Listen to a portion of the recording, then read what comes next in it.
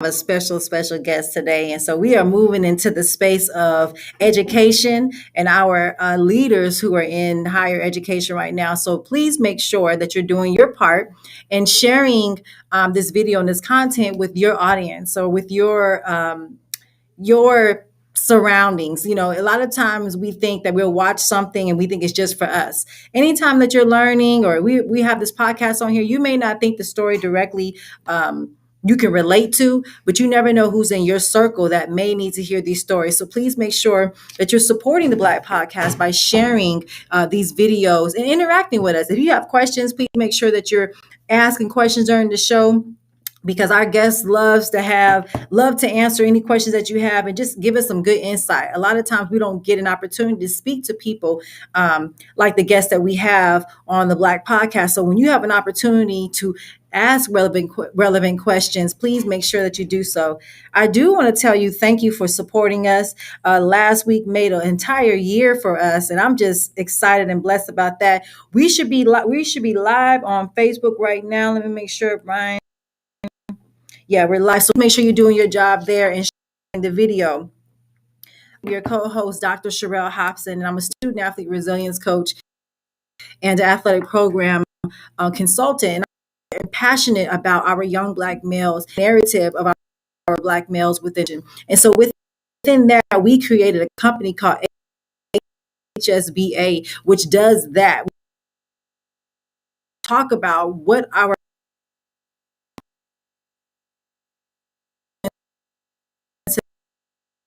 that later on, because we want to make sure we get started with time, money. So we want to make sure that we have all our time.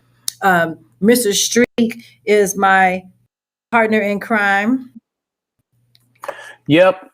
I just love to show up next to her and let her shine, and I kind of catch all the greatness that comes with it. But no, it's just great to always be able to connect with someone that is so powerful, so passionate about the next generation, so directly in alignment with what it is that, or where it is that my passion lies as well.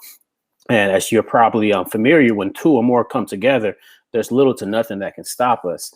So we just want to just use this time to bring to you the greatness, the connections, the knowledge of highly affluent, intellectually affluent individuals that you can leverage their intelligence to go out and really be able to see what it is you have the potential of becoming in life, and just let the broader community see and understand that we are not a monolith. There's so many different pieces of who we are along the spectrum. And we want to show that, use that as an example for the next generation. You guys have heard who I am, what I do enough times. Feel free to go to my website, go to our website to read more about myself. But we're going to go ahead and get the show on the road. We have a very esteemed gentleman before us today. The wisdom is going to be showered down upon us, and I'm not going to hold back any longer. Without further ado, we have Dr. Kenyatta Cavil. Talk to us. How is it going? It's going really well. I'm excited to be here with you. Man, we are just excited to have you. Feeling the hair. We just feeling the whole vibe. You look like HBCU. Can you let me borrow some? I'm jealous. I'm like, hair look better than mine. You're welcome to add it. This is my homage, if you would, to Frederick Douglass. You know, in terms. Or you wearing it well as you speak to. Yeah. You're wearing it well. Well, thank you, brother, for being on the show. And so we are just very honored to have you. We want to go and straight into it so that way we can maximize all our time with you. You know, in our community, a lot of times we don't hear about people's background as much as we should. And in particular, our youth. You know, they see different shows and they see media, but they don't know the story behind why some of us are doing the things that we're doing within our community, or even just in our space of our professional space, and why we chose to go that route. So I really want you to start off with where you're from and the dynamics of your family, so we can get a better understanding of the foundation. Certainly. I was born in Norman, Oklahoma. For those that may not realize that is the city where you would find the University of Oklahoma. My parents are both graduates of the university. But my dad is actually from Waco, and so shortly after graduation, I was born as they were finishing school. They came back home, or what would be home to them, which is Waco. So I was reared in Waco, Texas. Both my parents, mom and dad, middle class, if you would say, in terms of what we tend to measure that. I guess we frame it in different ways. So bottom middle class, if you want to do it, average income, a lot of frameworks on that. And so very privileged in a lot of ways in terms of having both parents in the household, both educated, go back multiple generations of education in my family. Quick story, my great uncle went to Wiley College back in 1925. My grandfather was a graduate of Prairie View A&M University like myself. He was part of the first two Navy ROTC graduate of Prairie View A&M in the 40s. So it was an expectation in my house that you went to college through university. I was privileged to go to Prairie View A&M University, study mechanical engineering, graduated there, stayed around. I liked it so much, stayed around to work on my master's in applied math for scientific computation. So I have a BS in mechanical engineering and then a master's in education, although I have a concentration in math education, applied scientific computation. Worked in the industry, engineering, for about 10 years, doing engineering work, project engineering work.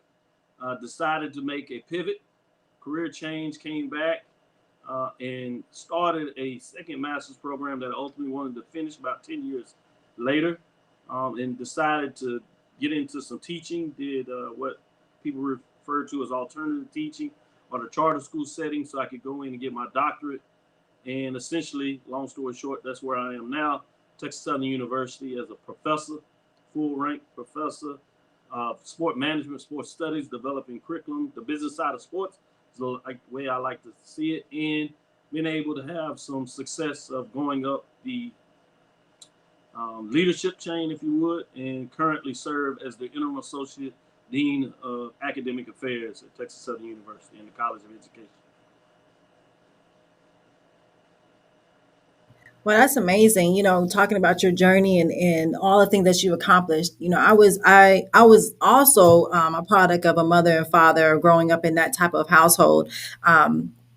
And stuff that we see on a daily basis, a lot of our students today don't get a chance to see that. They don't make a lot of relationships and marriages like back in the day when mom and dad might have not agree on something, but they'll go to separate rooms, but they'll be all right. But now people are so open and quick to separate. So a lot of times our young ones are growing up with either mother or father.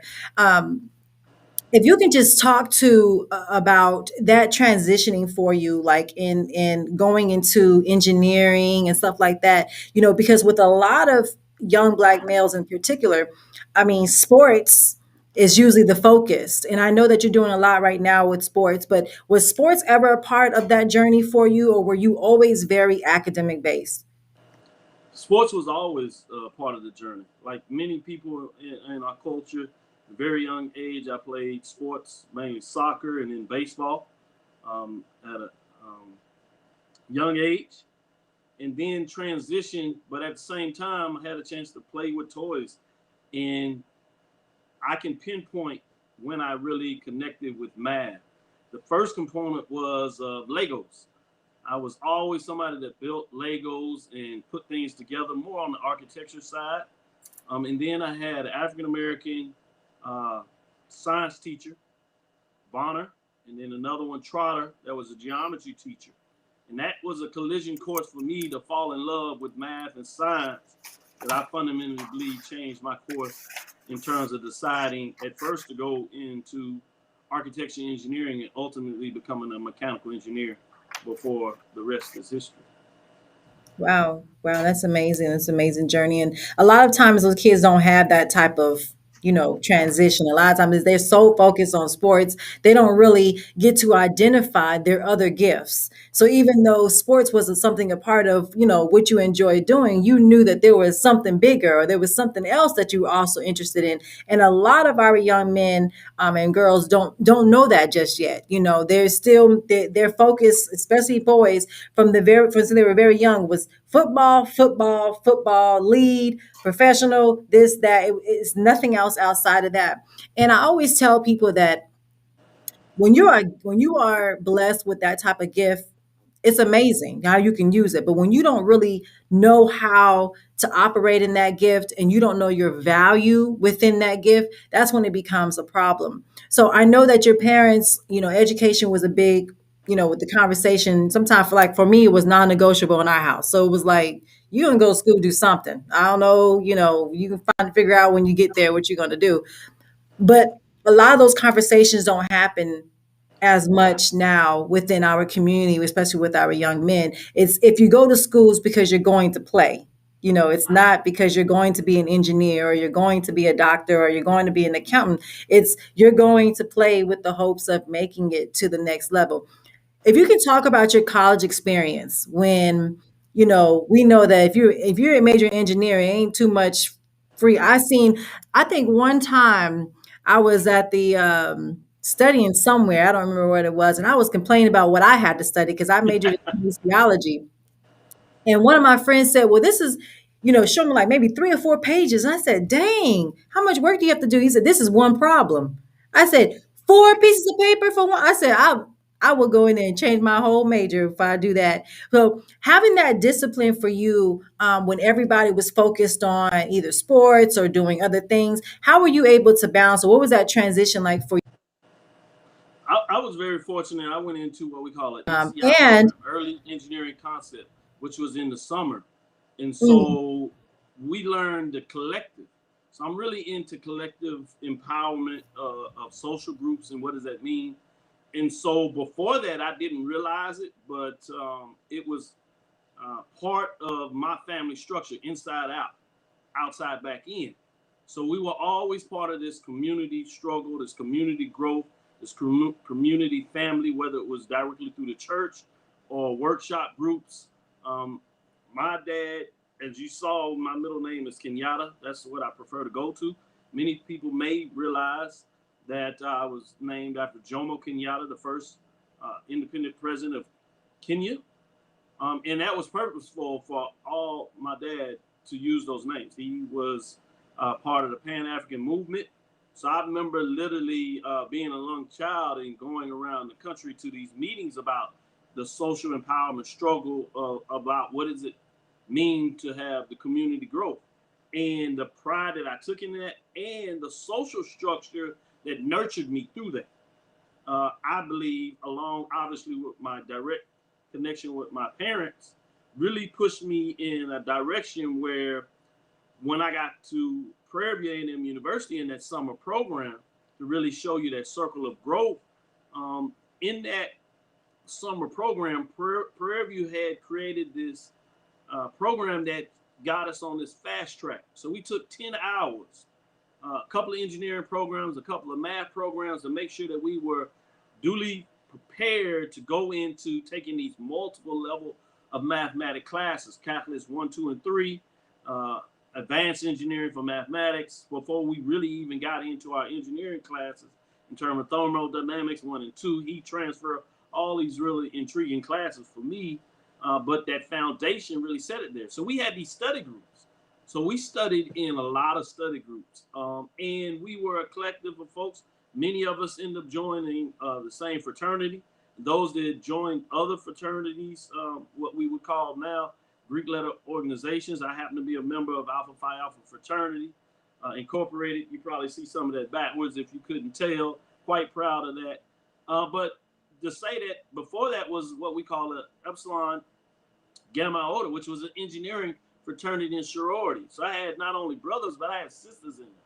So I always had food and nourishment. We always were able to have fun amongst each other.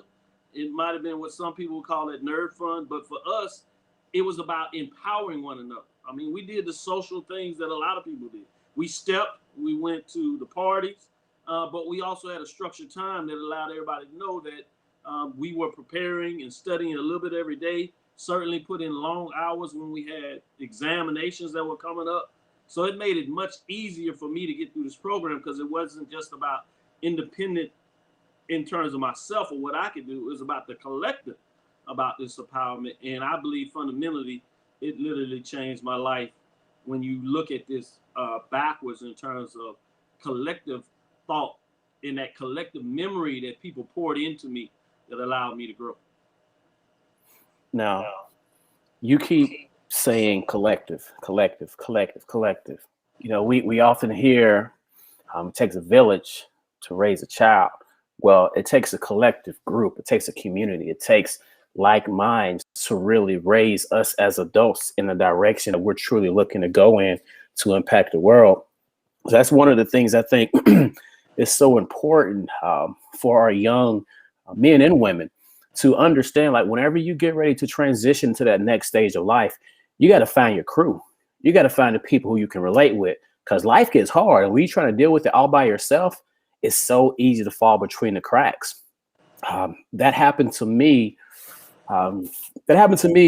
At one stage in life, but then I really started to align myself with the right people. But if you could just kind of speak towards you actually getting into, let's say getting into college and really, what was that process of you finding your crew, so to say? Like, how did that look for you coming from where you came from and then going into that space of, look, I got this goal and who gonna run with me? Like, what did that process look like for you? Again, I like to say thanks to the man above or those that are spiritual beings. I think the crew found me, which was extremely fortunate for me. I wasn't necessarily the most outgoing individual at the time.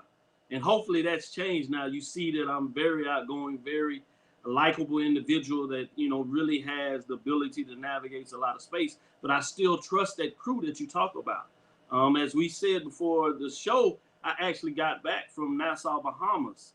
And this was a collective enrichment of a couple of the part of a subset of that crew, brothers that went to Nassau, that looked at all the different things we had to do to make sure we were protecting ourselves during this time of COVID-19. But we needed to pour energy into each other and ourselves by having some social fun, but it's also business involved in a lot of things we're doing. So we can come back to our collective family either directly and make sure that we're pouring love and energy in them, or outside back into our institutions, our workplaces, our community, about what that looks like. So I really appreciate the question you asked there in terms of what that was. I hope that the individuals that are part of that crew, that group, right, believe that I pour it back into them as well. But in that environment, for us, it was really unique. You don't always see this. A lot of times in college, your crew becomes your roommates, or it's people that have ultimately similar interests. How you connect is in different ways. For us, we were all part of the engineering program. So you were all working with individuals that had similar dynamics. A lot of us come from two-parent homes, even though we were from different parts of the country, Detroit, Dallas, Houston, me from a smaller place, Houston, some from Alabama, Georgia, all over the place in regards to what that looks like. But we had a singular focus that we wanted to get out, earn our engineering degree. And then we had multiple interests in that. So some of us were civil engineer, some of us were mechanical engineer like myself. We had electrical engineer, and then we even had chemical engineers in there. And from that perspective. So it was fascinating about us being excited about what math when we struggled on problems. We had people that were brighter than the other individuals so they could help. They could explain different things. I think in a lot of ways, that's ultimately why I became a professor to teach, because I was groomed in that manner where people helped me and then I could help other individuals. And so I always were in spaces where I had the collective hand back in the community development. And that's why I always talk about it, because it's not just about me. I would be remiss if I did not speak about the legacy directly and indirectly when you really talk about the history going back to Africa. And so that is part of my legacy, and I'll share it because I think once you become comfortable with who you are and know the history of who your people are, if you allow me to use it in that framework, it's much easier to navigate this challenge that we're among. And I'll say it just like that, that everybody's bed of roses is not the same. Even for me, I've had difficult challenges in my life. But because of that group, because of my foundation, I believe it was easier for me to get over those hurdles. And so to sum it up specifically, that collective group found me, but I like to believe that I poured right back into that group as much as I know they poured into me in terms of providing me a confidence that I certainly travel around in various spaces today. Man, We see that you do a lot in the I community, love it. for sure. Yeah, we see that you do a lot in the community. And so if you can talk about maybe that initial whoa, right? Where you knew like, I need to be up and I need to be a part of that. A lot of times I didn't, I knew when I was in high school, I saw a lot of issues and challenges within my colleagues, the athletes, on the boys' side, the struggles that they had. And so then when I left to go to college, I saw that they still had these same challenges, right? And I'm like, and then when I got into the coaching space in education, I realized this is a system that has to change. Yeah, for me, I think it was a foundation We're that allowed. creating this same cycle.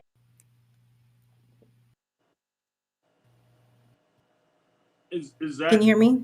Yes, I can hear you exactly. So for me, it was foundational from home, Yeah. but I can pinpoint one of the key parts was a Dr. Freddie Frazier. He taught mathematics at at Prairie View A&M University, and I was in his engineering science class. Oddly enough, I was, um, and I want to be careful about using the word because at the time we could still do it. We're pledging, no longer use that terminology, right? I was being involved into the fraternity, and one of my line brothers was actually tutoring the class. Well, um, it got a bit much for him, and so Frazier said, "You're doing really well in this class." So he said, "I need you to do tutorials. I need you to run the tutorials." And I just was blown away. Didn't realize that really me, I'm in the class. What do you mean you want me? He said, "No, I see how you work with the students. You can do this."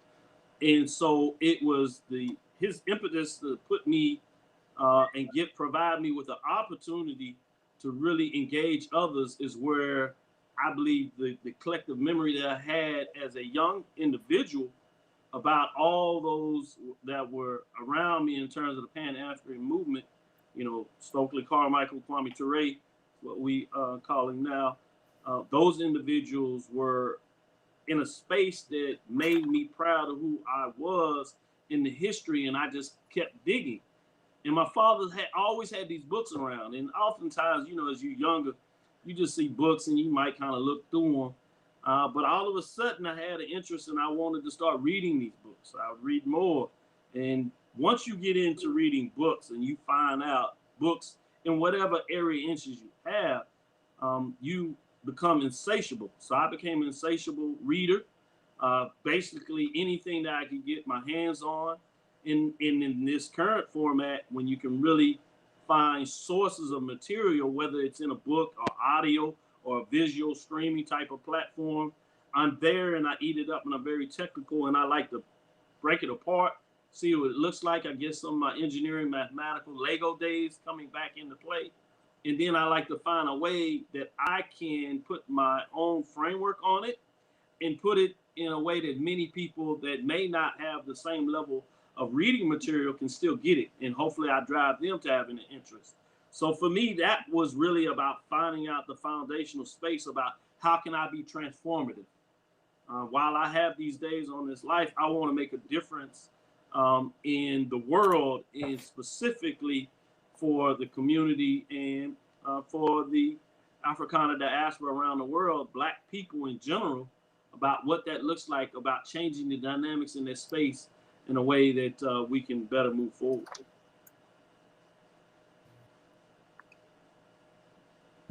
Wow, that's awesome. And talk about we need to change, or we can be a part of the change.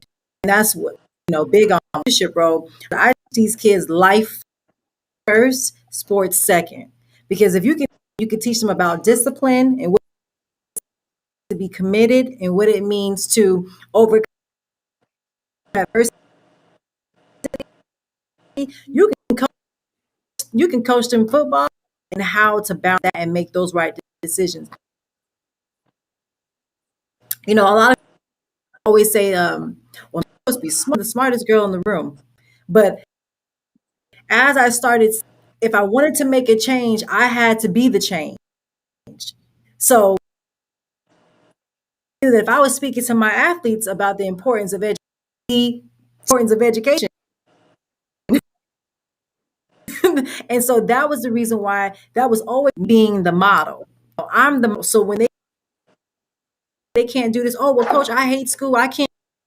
Guess what? I'm not a good reader anyway. I'm not a good either. But I can listen to an audio. I know how to take notes. I know it takes me a little bit longer to study. I know that I had to work in to make myself successful, because we all have different journeys. And I think that's what our students miss a lot of times. They see the big picture, realize we all can get there. We just have different journeys. We have different process. You may finish your degree in 3 years. I might finish mine in 4. Somebody else may finish it in 6. And I think that's important, able to find, what you needed to do to learn, and then surround yourself around people that also helped you. I think that's the process. So I really appreciate you speaking on that. Can you talk about maybe some of the right now that a lot of young men and women of seeing when it comes to education? What are some of those things that we're missing, or currently trying to work on implementing into curriculums to help? Yeah, so I'll answer that in two ways. I think the first part I'll talk about is opportunity. Oftentimes that's outside of their control. So that's where we need to get involved and make sure that we remove as many of those roadblocks as possible. So the first thing that they need is opportunity, not so much in terms of just being lectured to, but that the collective connection in regards to us being able to have a conversation about where they are in a given space, as you know and live this all the time, Doc, is that your ability to connect with them has very little oftentimes to talk about your academic disposition, your privilege, or whatever that is, but you're earnest about really caring about them as individuals. And people can see that. They can see through it, but they can also see that. And once you have that, then you can resonate with them. And then you can talk about whatever situation they are, and you can find different ways to help them navigate those paths, which is to take out those obstacles, meaning that you're giving them an opportunity. So that's the first thing that has to happen. And we have to be very honest about the system that's in place that does not necessarily treat everybody on the same level with opportunities. And so once we're able to do that, then we can go back and navigate the second side. And the second side is now about building those building blocks in terms of having them have growth and seeing levels of success. So whatever we're doing from a pedagogical framework, and we have to build in layers of success so they can see themselves being successful. And that's with work projects. That can be through video, historical narratives.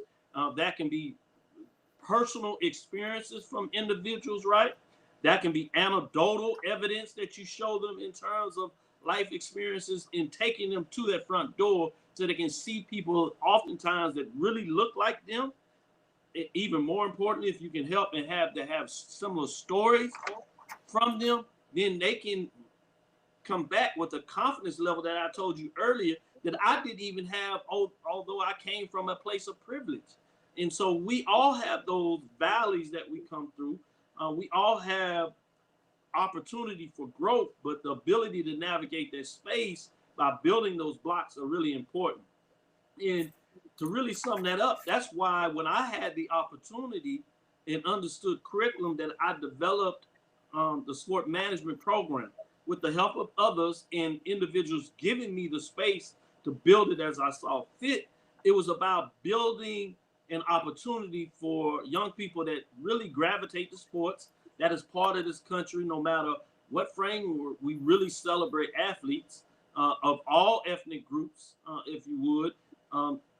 All gender we should be, but not as much for women. We're getting better at it, but we need to be really upfront with that we need to do a better job of making sure we celebrate our women in regards to allowing them to have the space to be great in sports as well.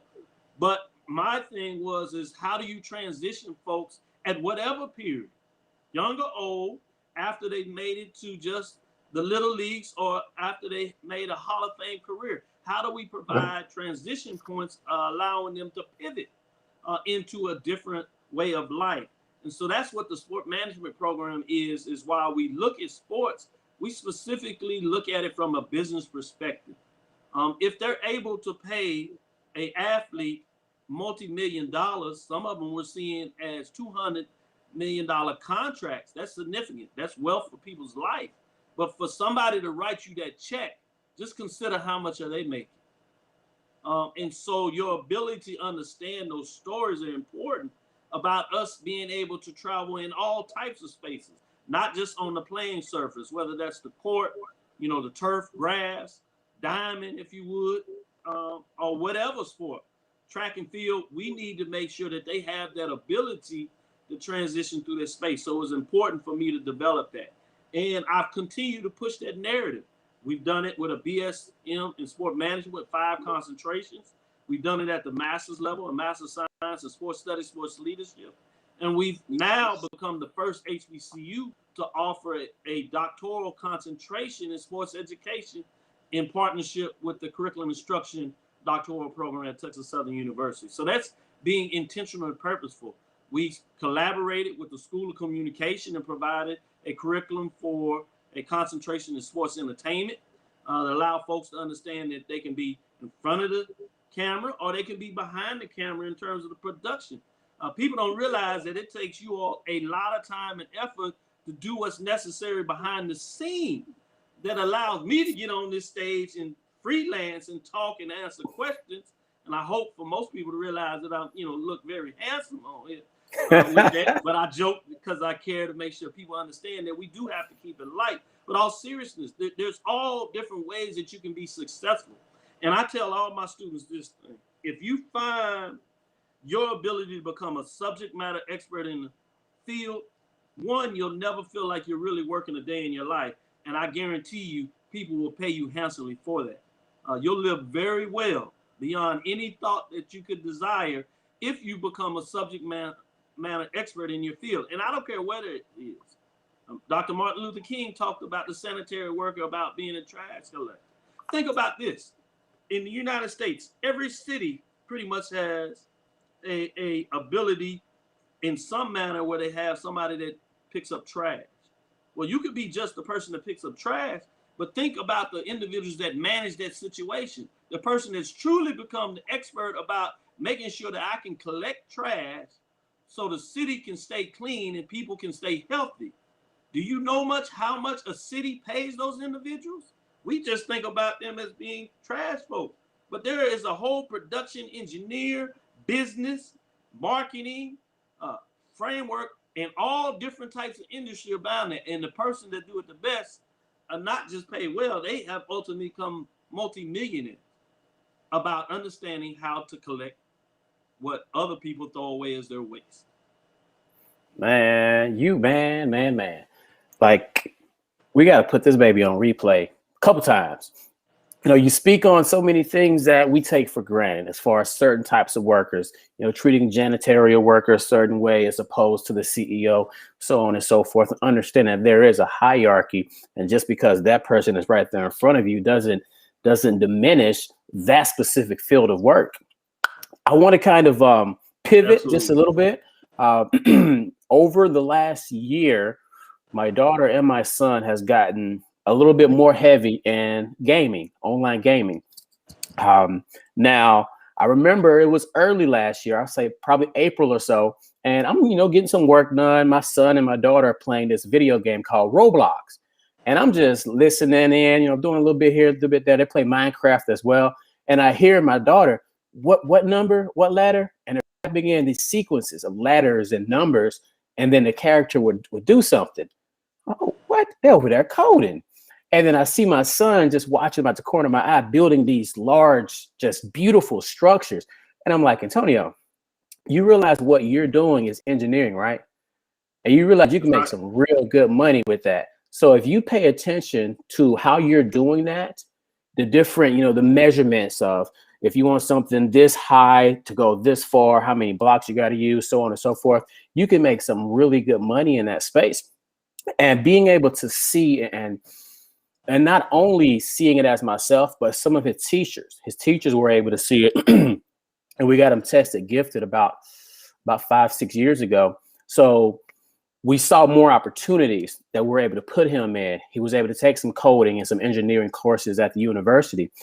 But can you kind of speak to your perspective as it pertains to online gaming, the whole esports space? Because there's not a lot, especially in the Black community, that are making the millions. You got a lot of individuals in some of the white communities making multiple millions of dollars in online gaming. So kind of speak to your perspective on that space. Is it something that you have seen more of a lean in our community to focus in that area, and just kind of your perspective on that space? No doubt. First, let me say what you found out from your son and your daughter, that's it. That's the magic piece of the puzzle, is to connect those dots in such a way that you really heighten whatever items that really bring them joy. And how do you make it in such a way that it becomes critical, that they become critical thinkers?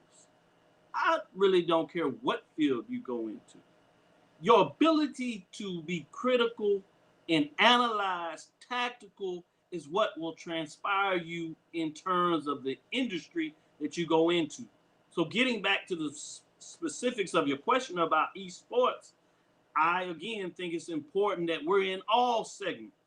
So as somebody who's in sports management, once I saw that esports were coming on the scene, I immediately said that we need to be a part of that.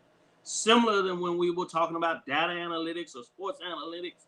So we literally have on the books a curriculum at Texas Southern in concentration for sports analytics in our sport management program.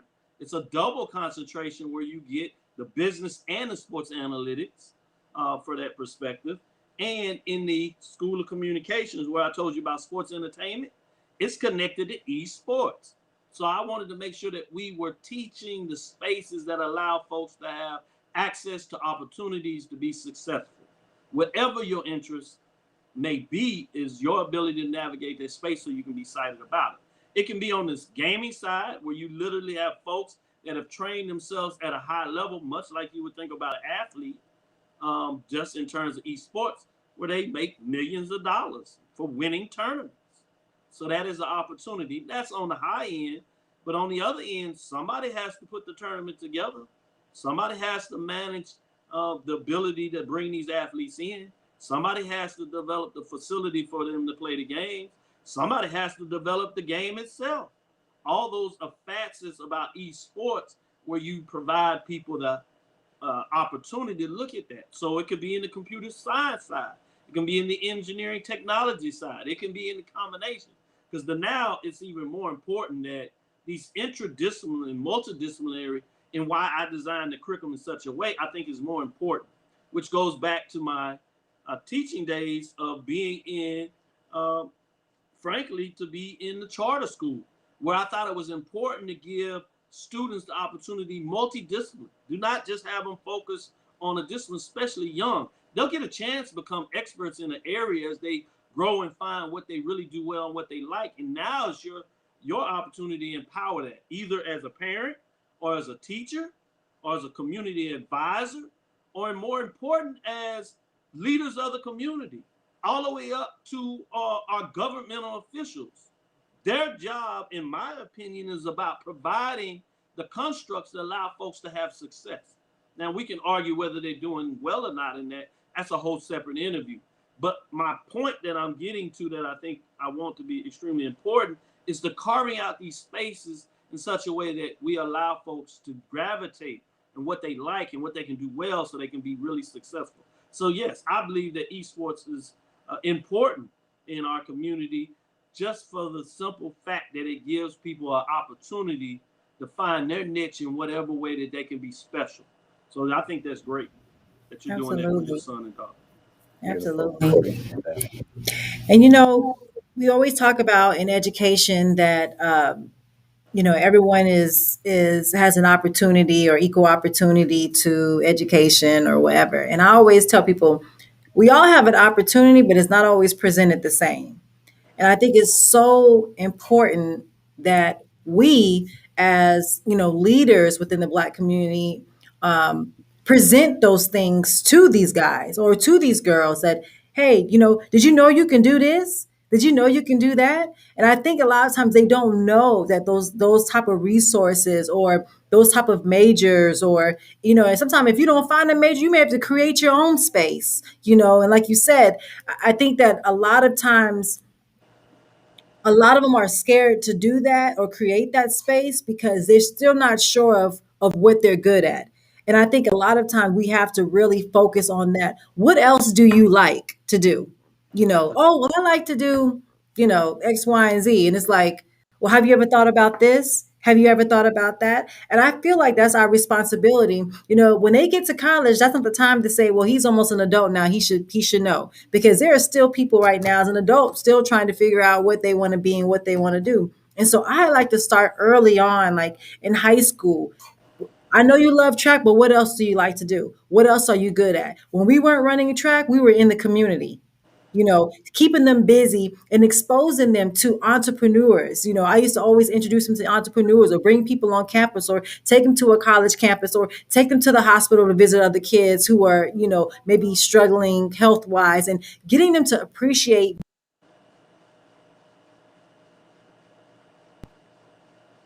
All right, you froze up on us. All right, she might be back, but yeah, No problem. Go ahead, speak to that. Yeah, I get the gist of that, and I think it's extremely important when you talk about, as I said earlier, removing those obstacles. And so, not only should we tell them about their opportunities, but we should be that lived experience. We should show them about those opportunities. We should tell the stories about how we navigated these spaces. To some degree, the good and the bad, more good, but we need to make it real for them in these spaces. And then, even more importantly, we have to be comfortable being people that can challenge those others that are also in similar positions or oftentimes even higher positions. And we have to become better about the governance structure and the social structure of how we move in between, about setting them up for success, about challenging the framework about how we see the world. And so I had to navigate developing the programs in sport management in some ways, and I don't want to be insulting to those that develop curriculum, in a lot of ways was relatively easy. I developed those skill sets pretty early about how to navigate this space.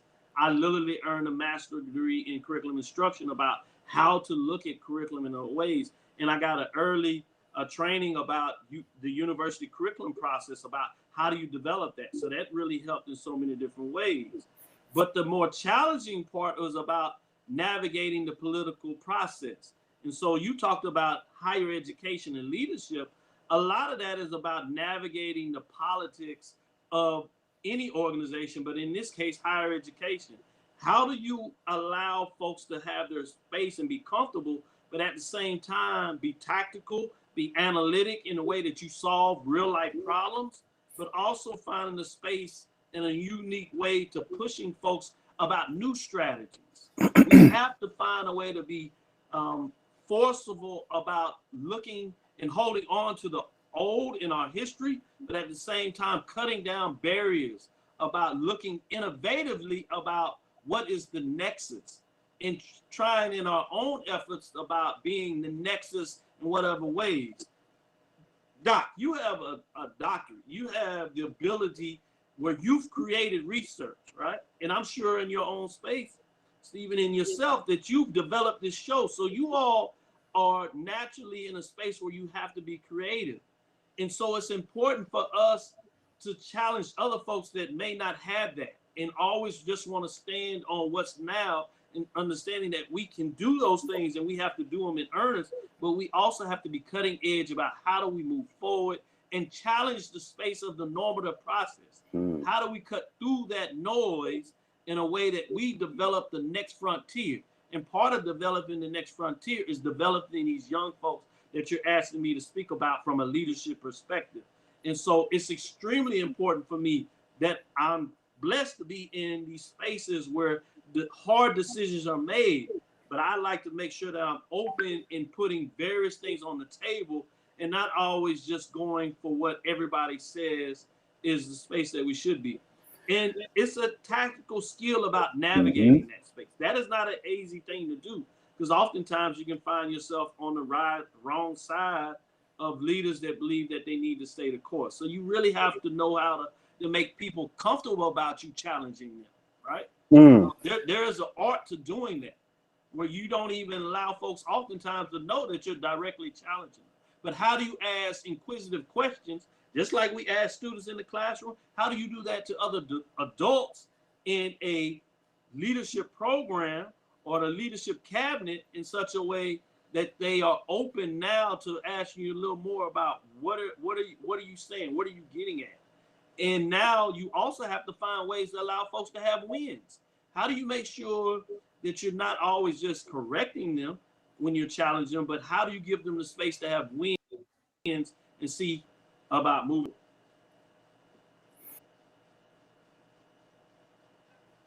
Here, I'm so excited. I'm muting myself out. So you said so much that I left Miami, 2015. I left Miami because I saw things wrong in the child welfare system. And I said, you know what? I'm going to be a change in this area. I'm tired of asking people, why isn't this working? Why isn't that working? I'm tired of the excuses. I'm going to be a change in that space. So I came back to Mississippi to work on my master's degree.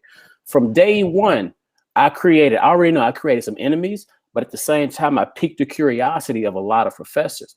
When I introduced myself, so many of the students before me said the same little cliche things. I came from X department. I got a bachelor's in this field, hoping to graduate, get licensed, work in behavioral health, work in mental health, addiction, so on and so forth.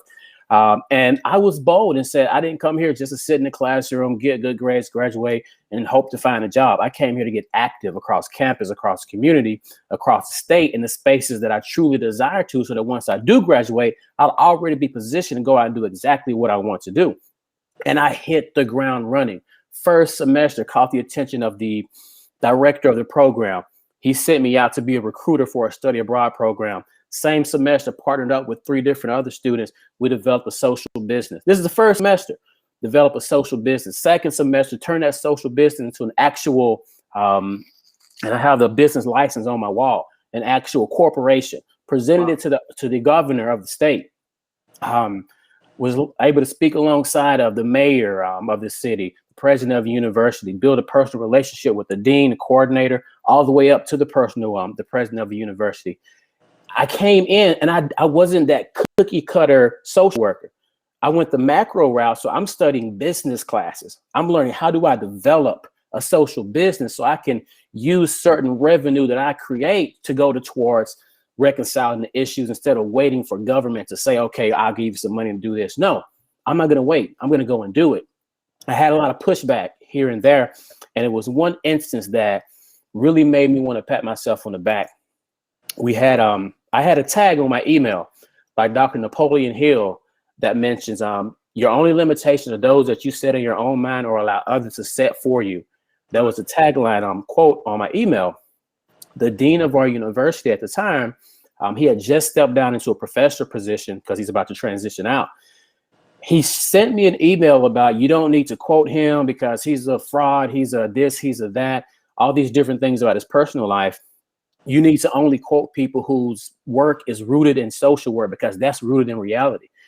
And I was like, So do I want to just cower down and accept that because he has his position, or do I want to challenge him? Do I want to say, this is why I have this there? This is what I see. And this is, so I waited on, I sat on it for a little bit, and I say, you know what?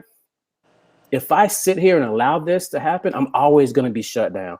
So I replied back respectfully, but with some authority. I understand your perspective. I understand the work that you've done, and you've done great work over the years to get you to where you are now. But the population that I serve, their reality says that they're going to be drug dealers. Their reality says that they're going to be in and out of prisons. That's their reality. So if I sit here and allow their reality to be what I continue to regurgitate to them, I'm just helping perpetuate that negative cycle. And I put this quote here so that they see what you put up here. Like you said, these books, and you can, I mean, I got a ton of them back here, but when you get these things and you actually consume these, it changes what's up here. And what's out there that's telling you what you are, what your limitations are, that don't matter anymore. So I'm thankful that I was able to conjure up within myself to give a little pushback, but respectfully, because it got me accolades galore. It got me respect galore. It got me recruited for a PhD all over the place.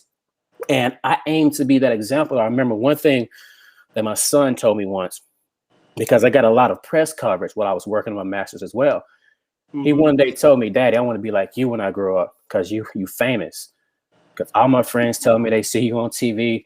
I stepped in his class one morning to drop him off, and one of his classmates were like, "It's the president." This was when Barack Obama was in office. It's the president, because they don't usually see a lot of black men, dressed in a suit and tie. And just little things that my son would tell me, it let me know that I'm doing an okay job at setting the example. And I feel that I'm so glad that you mentioned that we have to be that example. We can't just go out here and be I'm the expert. I'm going to tell you what you need to do. Are you living it? Are you being an exemplification of it? So I appreciate you alluding to that. No doubt about it. Those stories are really about the collective memory of us understanding a way to continue to empower ourselves. And the more we do that with individuals around, and certainly with younger folks, the better position and opportunities they're going to have it amongst them, and the better prepared they're going to be able to take advantage of those. And so those are seeds that you're planting. And we continue to water those seeds. We know what will happen, I should say. And that's really where we need to be. Yes, sir. Yeah. And that's why it's important to be, like you talk about being collective and collaboration. I told Brian at the time that waited from, when I went to working on my doctorate, it was like my study was on African American males and the effects of athletics on their educational plans. And so I made a decision that the problem is not the athletes. The problem are the coaches.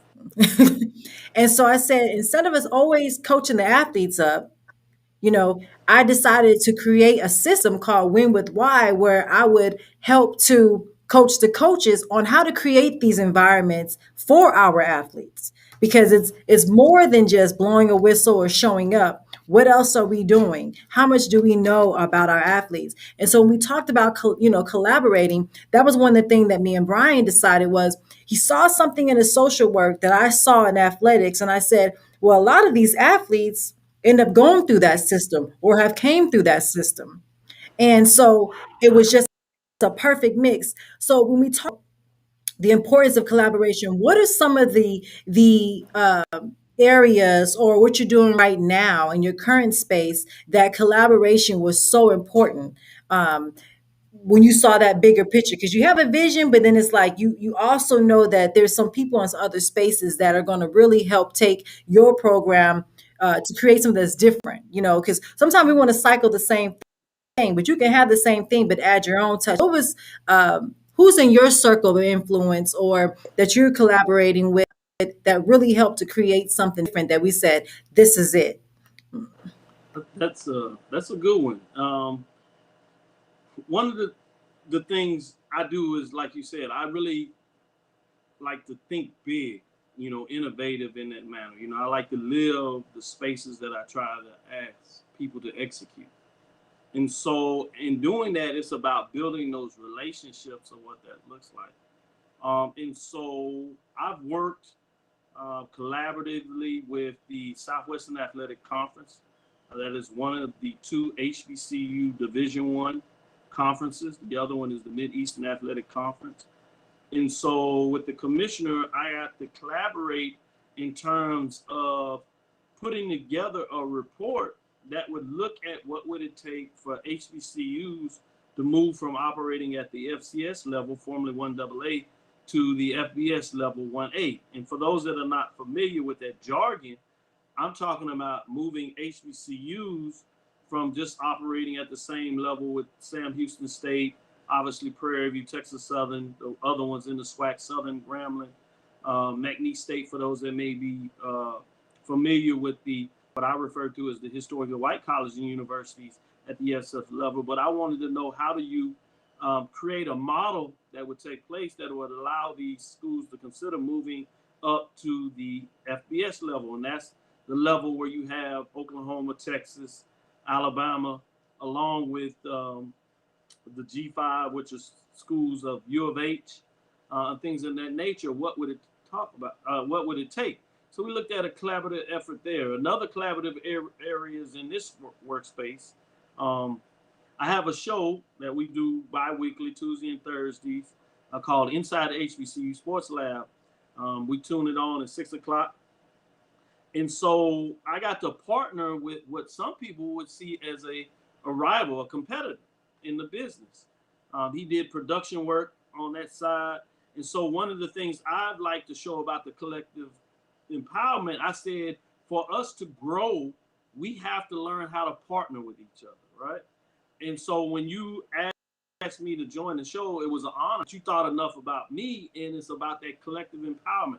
How do I grow from coming on your show, learning a different perspective, providing a different perspective, and growing in that manner? But at the same time, how do I grow my platform in that manner? So we have Black College Sports Network, HBCU Game Day. So we've collaborated on different projects where we would come on each other's show. Now, instead of doing my own production, I allow BCSN to do the production side. And what I found out was not that I let go of stuff, but we've actually become bigger. We have more followers. The magnitude of the show has grown. The interest in the show has grown because I was willing to strategically partner on a project about how do I grow the bandwidth of what we're doing. So those are two examples outside of what I do on an educational perspective, where I'm taking the academic stuff that I've learned and putting it into practice. So you see here with THG Agency, that is my consulting business. And so that's how I work with that group. So I take what we do academically in the academy and take it out to the field in a lot of ways where we put it into practice, working with consultation with either the conference, for that matter, and their leadership about how do they get bigger and better. Were part of the framework when they decided to expand. What are some key ways and things they needed to look at in terms of the basketball and football schedules when you go from 10 schools to 12 schools? What did that look like? So I was helpful in that component of that, in a small way, but it was significant. And sometimes you don't realize small things can become really large and significant over a period of time. And we see that same thing with the BCS network, where now other folks have decided to join the network. And so we come up with a number of shows that have allowed us all to grow because we're working together. Absolutely. And we have to, step away. And I think we're getting better, but we have to step away from, this idea, this is what I do. Because the only way to make a change is when we learn to collaborate, be consistent, collaborate, communicate, and commit to a purpose. And if the purpose is change, then we have to make sure that you utilize as everyone's, special vessel to create something that's different, to create something that's going to work. Because there's nothing too small. I tell people that all the time. Well, what I want to do is not important. Everybody's gift is important. And if you can find out how to operate and where you can operate in that space.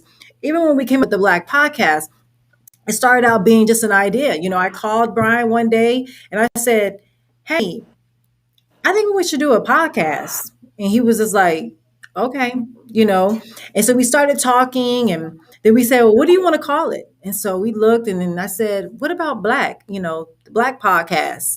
And it started out just kind of being the Black podcast. And then we started coming up with the accolades like boldly leveraging, affluent uh, connections for knowledge. And we thought, this is perfect. That's what we want to do. So I knew our gifts and we understand each other's gifts. And so mine was, hey, I have the vision. It may be all scrambled up into whatever, but I shoot it to him and he can put it out into, okay, well, this is the step number one. Okay, well, and I say, hey, whatever it is, let's roll with it. But I love it. that's how we created, the Black podcast. And so I said, well, look, I'm good at building relationships. I mean, so is he, but I said, I'm good at building relationships. I'm going to look for some people. And he takes care of all the other back end work. So when I started to present to him, I said, hey, I'm going to, Jeff Johnson on here. Jeff Johnson? And I said, look, if we want to create a change and break away That's right. from, people of influence and not knowing them, I said, hell, the worst he could tell me is no or ignore me, But I said, if we're going to do it, let's do it with a purpose, operate with intentions on building these relationships so that when we get in front of these universities, like yourself in TSU, and we say, hey, not only we are a program that helps students with this, we make sure that they have a transition, not from just leaving college, but for the rest of their life. Many programs don't do that. Once you graduate, you good luck. But now we have a system in place that we can, hey, we have someone that you can directly connect to who's already operating in that space. All you have to do is stick to the program and trust the process. And this is what the end result looks like. And the people that we have gotten on the show, like yourself, are very busy, are people of influence within the community. But the common thing is that everyone has seen there needs to be a change. And in order for there to be a change, we all have to contribute to whatever our gifts are, big or small. And I tell people all the time, again, there's no gift too small. What space can you operate? If your space is only to pick the phone up, then you just need to be good at picking the phone up. If your space is good at building relationships, well, then you just be good at doing PR and building the relationships. I think that is so important that you said that, getting people to operate in that space and not being afraid to introduce a change because you're going to be challenged. It's a change. It's going to be challenged. But when you believe in the truth and you know the truth and you're really passionate and you know that what you're saying is a problem or needs to be have a solution to it, and you feel like you're a part of that solution, it is your responsibility to present that. And Absolutely. I just think it's so important to have people in your space that are open to change. Right. And I really appreciate this opportunity to share that information in terms of what that looks like. And you really said it best is positioning yourself, one, in terms of attaining as much knowledge as you have and you can receive. And essentially, as I said earlier, not to be too repetitive but really seeking to become an expert in that area that you feel really comfortable about, right? And then now being technical about how do you now inspire others with that gift that you have, whether it's teaching it or exposing it from a consulting perspective or just plain sharing it. And that can be sharing it oratorically. It can be in a written form. It can be in a visual setting where you're communicating it from a streaming platform.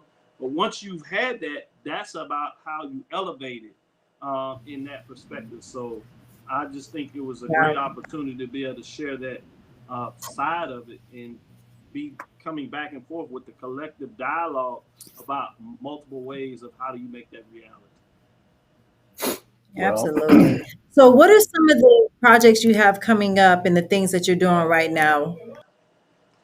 Last project I had that I'm looking at doing, and it's careful about this because there's multiple projects, but I'll share one of them with you in terms of the sake of time.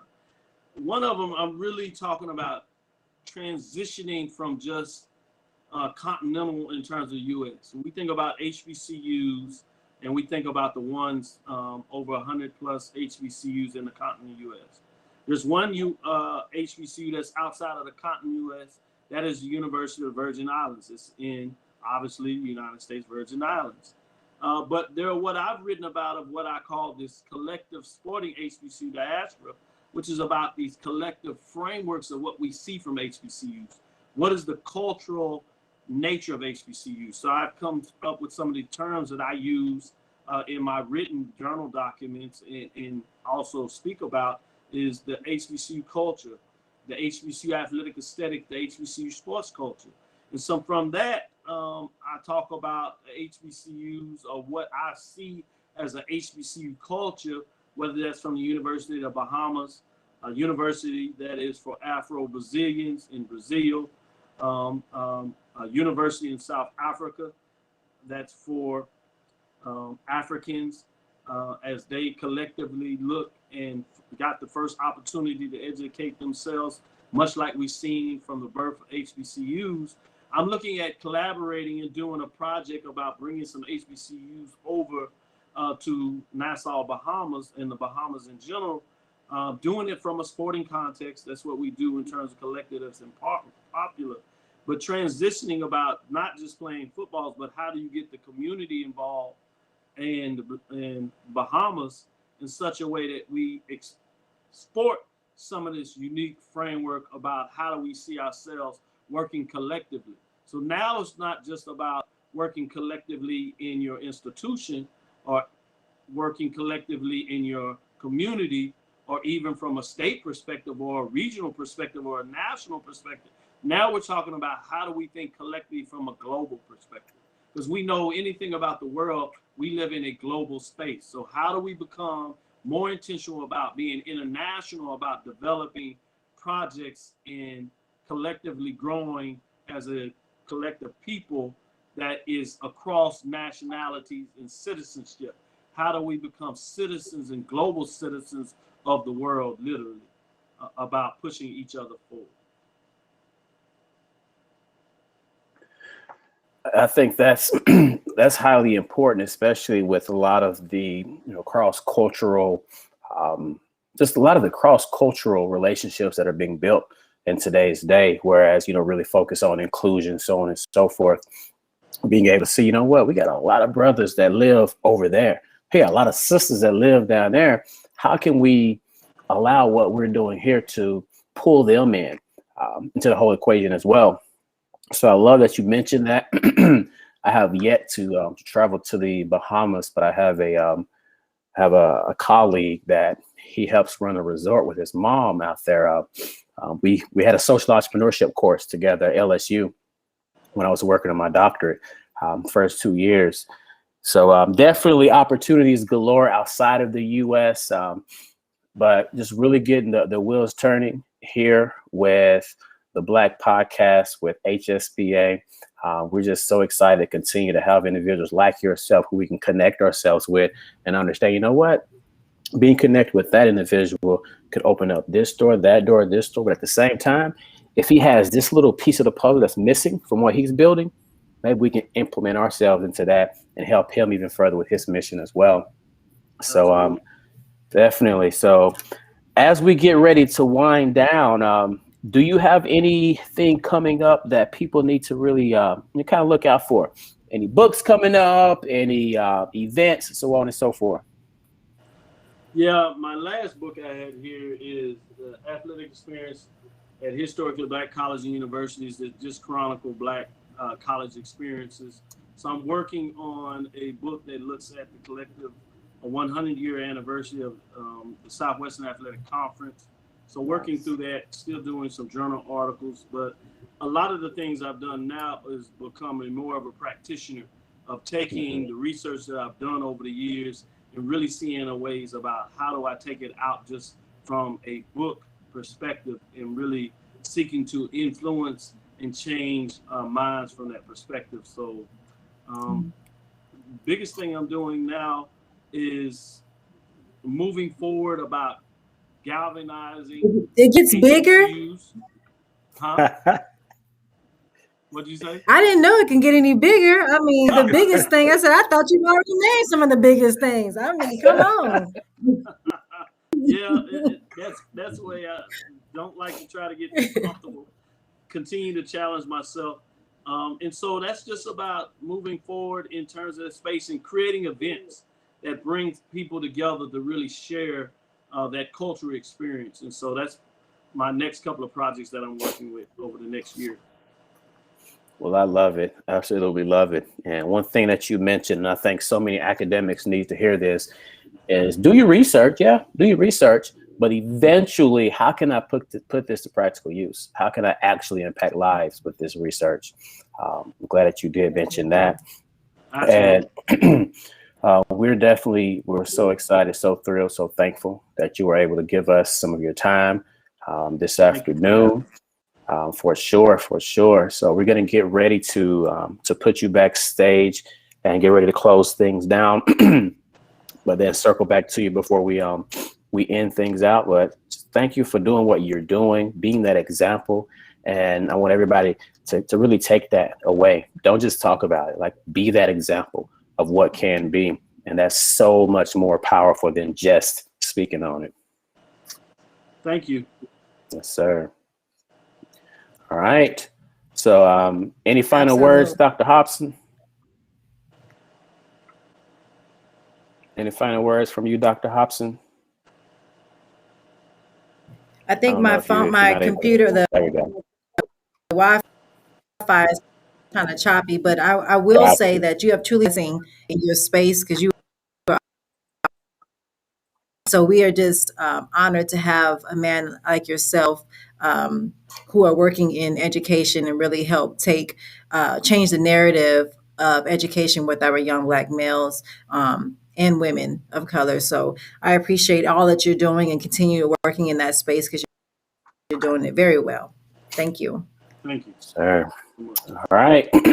So let's put my brother backstage.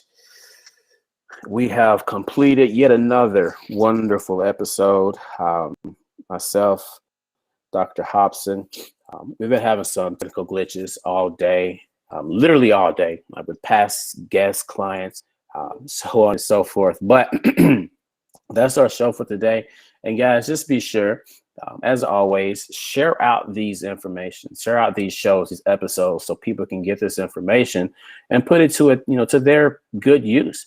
You may not feel that it applies to what it is you got going on, but there's somebody around you that needs to hear the messages that are being left on these episodes. So, Dr. Hobson, you gonna close us out? Absolutely.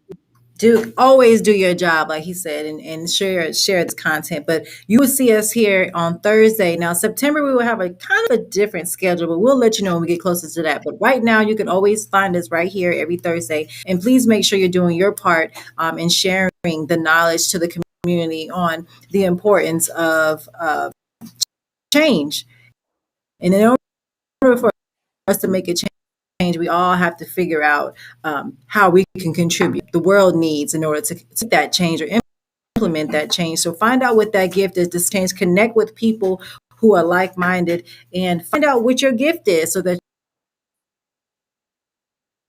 you can also contribute to the Black Podcast. And don't forget to check out wearehsba.com and find out more what we're doing within education, our students of color. So please make sure that you are also supporting us in that matter, because this will be a change and you don't want to wait too late to jump on. You want to jump on right now. So if you want to volunteer, if you want to donate, whatever you want to do, please make sure you contribute in whatever way you feel that's best for you. At wearehsba.com. We will see you next Thursday. Part of change.